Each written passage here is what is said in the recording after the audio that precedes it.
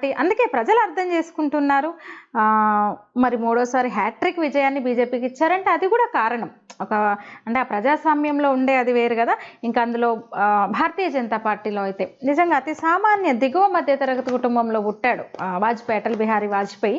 First ఆ party నుంచి NDA పీఎంగా అయిన వాజ్పేయి కూడా అంతే, ఒక మధ్యప్రదేశ్లో అతి సామాన్య కుటుంబంలో పుట్టి ఆయన స్వాతంత్రోద్యమంలో పాల్గొన్నాడు. ఎమర్జెన్సీకి వ్యతిరేకంగా ఆయన ఫైట్ చేశాడు. ఇప్పుడు నరేంద్ర మోదీ ఛాయ్ వాలా నుంచి ప్రధాని స్థాయి వరకు ఇళ్లల్లో పాచి పని చేసుకొని బతికింది. పాచి పని చేసుకొని వాళ్ళ తల్లి భర్తకు తోడుగా ఇళ్లల్లో పాచి పని చేస్తూ పిల్లల్ని సాకిందనమాట, పెద్ద కుటుంబాన్ని, హీరాబెన్.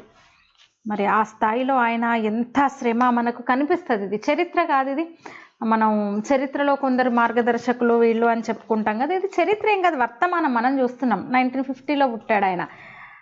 భారతదేశానికి స్వతంత్రం వచ్చిన తర్వాత ప్రధానైన మొట్టమొదట ఆయన కూడా ఈయన